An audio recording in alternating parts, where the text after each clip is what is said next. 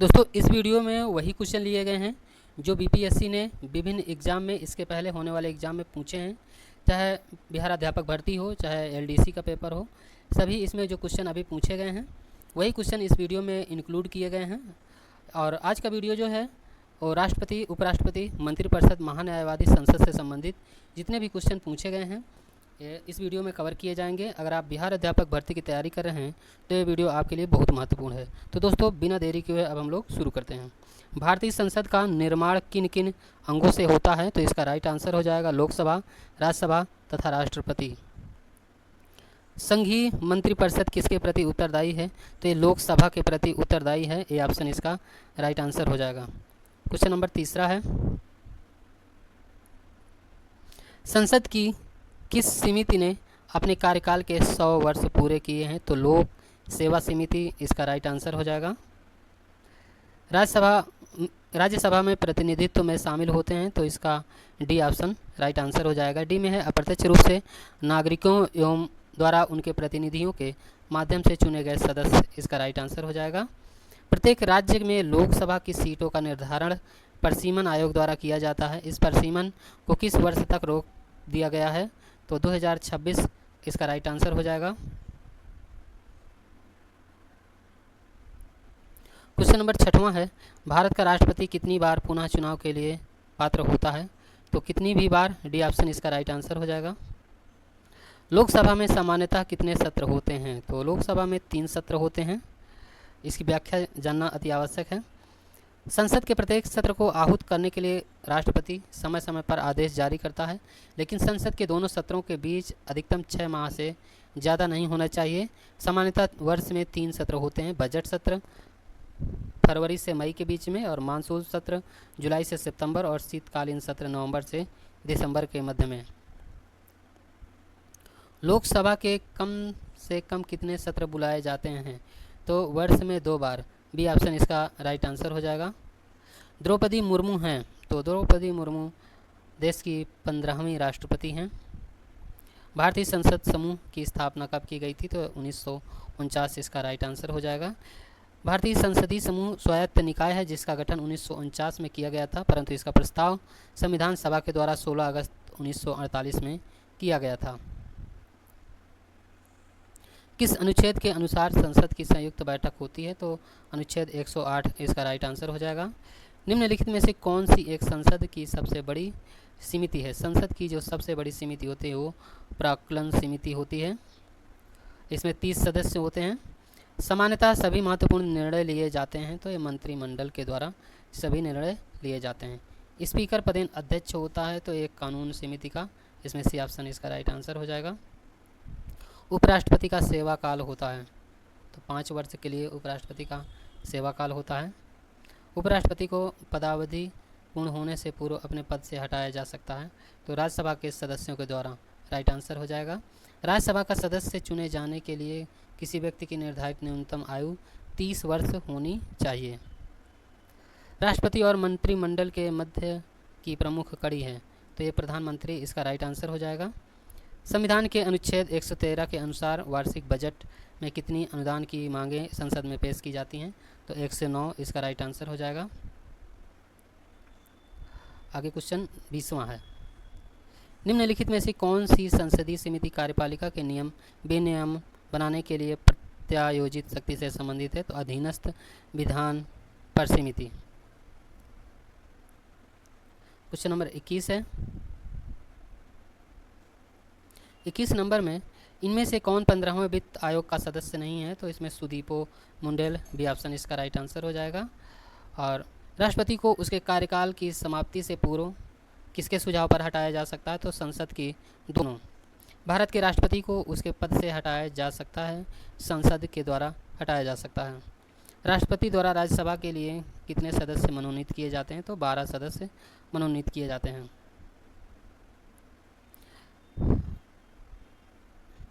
Question number 25 है, राज्यसभा में निम्न राज्यों की सीटों का उचित अवरोही क्रम चुनें? तो इसमें उत्तर प्रदेश, महाराष्ट्र, तमिलनाडु और बिहार, इसका राइट आंसर हो जाएगा। क्वेश्चन नंबर 26, राज्यसभा के संबंध में निम्नलिखित कथनों पर विचार कीजिए। तो इसका उपर्युक्त इसका सी ऑप्शन राइट आंसर हो जाएगा। 1 और 3 एक में है या भंग नहीं किया जा सकता है। प्रत्येक 2 वर्ष बाद इसके 1/3 सदस्यों का कार्यकाल समाप्त हो जाता है।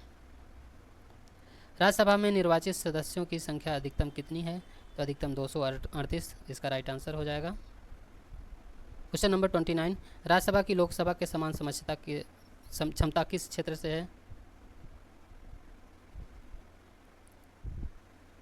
संविधान संशोधन इसका राइट आंसर हो जाएगा। राज्यसभा को लोकसभा के समान क्षमता किस क्षेत्र से है? तो संविधान में संशोधन करने से है। किस प्रधानमंत्री के कार्यकाल के दौरान भारत के संविधान में 9वीं अनुसूची पुनः स्थापित की गई है? ये ऑप्शन इसका राइट आंसर हो जाएगा। भारत का महान्यायवादी किसके द्वारा नियुक्त किया जाता है? ये राष्ट्रपति के द्वारा।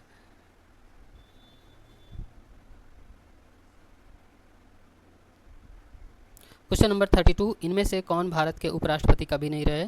तो फखरुद्दीन अली अहमद इसका राइट आंसर हो जाएगा। बाकी राधाकृष्णन, जाकिर हुसैन, बेबी गिरी ये सभी उपराष्ट्रपति रहे। आगे क्वेश्चन, निम्नलिखित में से कौन एक भारत के राष्ट्रपति का संवैधानिक विशेषाधिकार नहीं है? तो पुनर्विचार के लिए वित्तीय विधेयक की वापसी राइट आंसर हो जाएगा। लोकसभा सचिवालय किसके सीधे पर्यवेक्षण से आता है? इसका राइट आंसर हो जाएगा लोकसभा अध्यक्ष। भारत के उपराष्ट्रपति का चुनाव किसके द्वारा किया जाता है? तो संसद के दोनों सदनों के सदस्य चाहे निर्वाचित हो या मनोनीत। वार्षिक वित्तीय विवरणों एवं वित्त विधेयकों को संसद में इनमें से क्रमशः किन अनुच्छेदों के तहत पेश किया जाता है? इसका 112 एवं 110 इसका राइट आंसर हो जाएगा। भारत के संचित निधि से भुगतान किसके अनुमोदन द्वारा किया जा सकता है? तो भारतीय संसद इसका राइट आंसर हो जाएगा।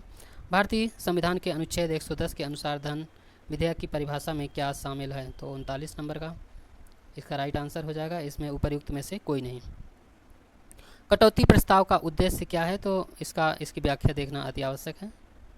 कटौती प्रस्ताव के विरुद्ध संसद वीटो शक्ति है, जिसका उद्देश्य सरकार एवं उसकी नीतियों पर प्रभावी नियंत्रण है। सरकार के विरुद्ध सामान्यतः 3 प्रकार के कटौती प्रस्ताव संसद सदस्यों द्वारा लाया जाता है: नीतिगत कटौती, सांकेतिक कटौती तथा अर्थगत कटौती। राइट आंसर हो जाएगा। भारत के उपराष्ट्रपति चुनाव मंडल में कौन कौन शामिल होते हैं? इसमें संसद के दोनों सदनों के निर्वाचित सदस्य एवं विधानसभाओं के सभी निर्वाचित सदस्य। राइट आंसर हो जाएगा। भारत में राष्ट्रपति का चुनाव किया जाता है एकल हस्तांतरित मत प्रणाली के द्वारा। भारत में धन विधेयक को कौन पारित करता है? धन विधेयक को अध्यक्ष स्पीकर पारित करता है। भारत में प्रधानमंत्री बनने हेतु व्यक्ति की न्यूनतम आयु 25 वर्ष होनी चाहिए। भारतीय संविधान का निम्नलिखित में से कौन सा अनुच्छेद भारत के राष्ट्रपति के महाभियोग प्रक्रिया से संबंधित है? तो अनुच्छेद 61 इसका राइट आंसर हो जाएगा। किस विधेयक पर भारत के राष्ट्रपति अपने निषेधाधिकार का प्रयोग कर सकते हैं? तो इसमें गैर धन विधेयक इसका राइट आंसर हो जाएगा। सर्वोच्च न्यायालय के न्यायाधीशों की संख्या में वृद्धि की जा सकती है सांसद के द्वारा। संसद के संयुक्त सत्र की अध्यक्षता कौन करता है? तो लोकसभा का अध्यक्ष इसका राइट आंसर हो जाएगा। निम्न में कौन संसद के दोनों सदनों की संयुक्त बैठक की? लोकसभा का अध्यक्ष इसका राइट आंसर है। संविधान द्वारा केंद्रीय सरकार की कार्यपालिका शक्ति निहित की गई है, तो ये राष्ट्रपति में इसका राइट आंसर हो जाएगा। सरकार की संसदीय व्यवस्था के विषय में निम्नलिखित में से कौन सा वक्तव्य सही है? तो इसमें उपर्युक्त में से कोई नहीं, इसका राइट आंसर हो जाएगा। भारतीय राजनीतिक व्यवस्था में कार्यपालिका के अधीन रहकर कार्य करती है, तो विधान पालिका इसका राइट आंसर हो जाएगा। भारत के राष्ट्रपति की अध्यादेश जारी करने की शक्ति है, तो इसमें विधायी शक्ति इसका राइट आंसर हो जाएगा। संसद को राज्य सूची में किसी मामले के संबंध में कानून बनाने की शक्ति बशर्ते यह है कि राष्ट्रीय हित में हो। लोकसभा का सदस्य चुने जाने के लिए एक व्यक्ति की आयु कम से कम 25 वर्ष होनी चाहिए और राज्यसभा के लिए 30 वर्ष होनी चाहिए। राष्ट्रपति संसद का हिस्सा होता है। भारत का महान्यायवादी जिसके द्वारा नियुक्त किया जाता है भारत के राष्ट्रपति, इसका राइट आंसर हो जाएगा। भारत सरकार को कानूनी विषयों पर कौन परामर्श देता है? तो अटॉर्नी जनरल सही ऑप्शन हो जाएगा। एक गैर सदस्य के रूप में संसद के किसी एक सदन की कार्यवाही में भाग ले सकता है महान्यायवादी, सही ऑप्शन है। भारत सरकार कौन अधिकारी सदस्य न होते हुए भारतीय संसद की कार्यवाही में भाग लेने का अधिकार रखता है? अटॉर्नी जनरल इसका राइट आंसर है। निम्नलिखित में से किसे भारत सरकार का प्रथम विधि अधिकारी समझा जाता है? तो महान्यायवादी को भारत सरकार का प्रथम विधि अधिकारी माना जाता है। धन विधेयक पेश किया जाता है तो केवल लोकसभा में धन विधेयक पेश किया जाता है। राज्यसभा का पदेन अध्यक्ष कौन होता है? तो पदेन अध्यक्ष उपराष्ट्रपति होता है। भारत का प्रधानमंत्री किसके प्रति जवाबदेह है? तो इसका राइट आंसर हो जाएगा लोकसभा। संघीय मंत्रिपरिषद के मंत्री उत्तरदायी होते हैं केवल लोकसभा के प्रति। भारतीय सर्वोच्च न्यायालय में न्यायाधीशों की नियुक्ति कौन करता है? तो उपराष्ट्रपति करता है। भारतीय राष्ट्रपति अपनी शक्तियों का प्रयोग करते हैं सीधे अथवा अपने अधीनस्थ अधिकारियों के द्वारा। एक एमपी की सीट को रिक्त घोषित किया जा सकता है यदि वह सदन लगातार इसमें उपर्युक्त में से एक से अधिक, इसका राइट है। देखते हैं इसकी व्याख्या। यदि कोई सदस्य सदन की अनुमति के बिना 60 दिन की अवधि से अधिक समय तक सदन की बैठकों में अनुपस्थित रहता है तो सदन उसका पद रिक्त घोषित कर सकता है। 60 दिनों की अवधि की गणना में सदन के स्थगन या सत्रावसान की लगातार 4 दिनों से अधिक अवधि को शामिल नहीं किया जा सकता, क्योंकि विकल्प 60 दिनों न होकर के 2 माह दिया है। लोक लेखा समिति रिपोर्ट प्रस्तुत करती है तो लोकसभा के स्पीकर को। और निम्नलिखित कथनों में कौन सा एक सही नहीं है? तो इसकी व्याख्या देखते हैं 70 नंबर का। दोस्तों इसमें टोटल 100 क्वेश्चन हैं और वीडियो को स्किप नहीं कीजिएगा, बहुत इंपॉर्टेंट क्वेश्चन है। अनुच्छेद 109 के अनुसार धन विधेयक राज्यसभा में पुनः स्थापित नहीं किया जाएगा। साथ ही अनुच्छेद 109 के 2 में कहा गया है कि राज्यसभा को धन विधेयक 14 दिन की अवधि में पारित करना होगा। साथ ही राज्यसभा सिफारिश सहित विधेयक लोकसभा की 14 दिनों में वापसी करेगी। इससे ज्ञात होता है कि राज्यसभा धन विधेयक के मामलों में शक्तिहीन है। दोनों विकल्पों में से बी और सी दोनों सही नहीं है। यदि राष्ट्रपति एवं उपराष्ट्रपति पद का पद खाली है तो भारत के राष्ट्रपति के पद पर कौन होगा? तो भारत का मुख्य न्यायाधीश, इसका राइट आंसर हो जाएगा।